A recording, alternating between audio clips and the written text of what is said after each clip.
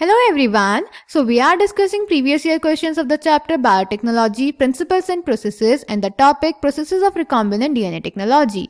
In today's session, we are going to discuss a long answer type question of 5 marks which was asked in the CBSE Board 2020. So the question is A part, explain the different steps carried out in polymerase chain reaction and the specific roles of the enzymes used. And B part, mention application of PCR in the field of first biotechnology and second diagnostics. तो बेटा इस question के ए part में हमें PCR के steps explain करने हैं और उसमें जो एंजाइम्स यूज होती हैं उनके स्पेसिफिक रोल्स बताने हैं और बी पार्ट में हमें पीसीआर की एप्लीकेशन बतानी है बायोटेक्नोलॉजी और डायग्नोस्टिक्स में.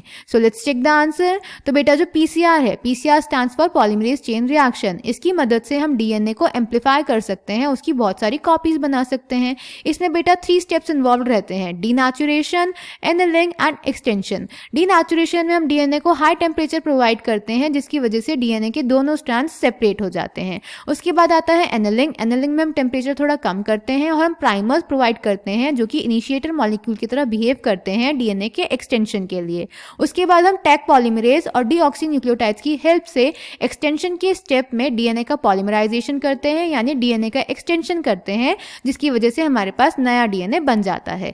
ये पूरी होती है पॉलीमरेज चेन रिएक्शन की एक साइकिल, यानी पीसीआर की एक साइकिल में डीनेचुरेशन, एनेलिंग, एक्सटेंशन 3 स्टेप्स होते हैं. उसके बाद बेटा जो पूरा प्रोसेस हो जाता है तो जो हमें नंबर ऑफ डीएनए निकालने हो तो उसके लिए हमारे पास फॉर्मूला होता है 2n where n is the number of cycles. Clear बेटा. पीसीआर को बेटा हमने प्रीवियस वीडियो में डिटेल में एक्सप्लेन किया है, उस वीडियो का लिंक हम डिस्क्रिप्शन बॉक्स में पिन कर देंगे, आप वहां से जाके इसको समझ सकते हैं. क्लियर. देन बेटा बी पार्ट में हम पीसीआर की एप्लीकेशंस बतानी थी इन बायोटेक्नोलॉजी एंड डायग्नोस्टिक्स. तो बेटा बायोटेक्नोलॉजी में जो पीसीआर है वो डीएनए के एम्पलीफिकेशन के लिए यूज होता है. इन फॉरेंसिक साइंस हम डीएनए को एम्पलीफाई करके डीएनए फिंगरप्रिंटिंग में यूज कर सकते हैं.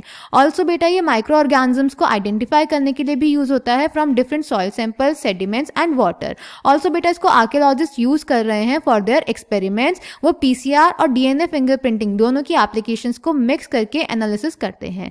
उसके बाद बेटा डायग्नोस्टिक्स में जो पीसीआर है, पीसीआर की मदद से जो डायग्नोसिस होते हैं वो सेफ होते हैं क्योंकि पीसीआर में हम किसी भी लिविंग ऑर्गेनिज्म, लिविंग पैथोजन का यूज नहीं करते.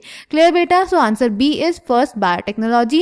The invention of the PCR technique has revolutionized every aspect of modern biology. PCR is also a valuable tool in forensic science as large amounts of DNA can be amplified from the small amounts present at the crime site for DNA fingerprinting analysis. In recent years, PCR has also found use in detecting specific microorganisms from environmental samples of soil, sediments and water. It is interesting that archaeologists are using combinations of PCR and fingerprinting analysis to relate and establish ancient Egyptian dynasties from samples obtained from mummies. And second beta diagnostics, PCR based diagnosis is faster, safer and more specific because it does not use live pathogens. Instead, DNA from the infected tissue is isolated and the PCR technique is carried out using primers having specific complementary sequences to the pathogen DNA. So I hope this question is clear to you. Thank you.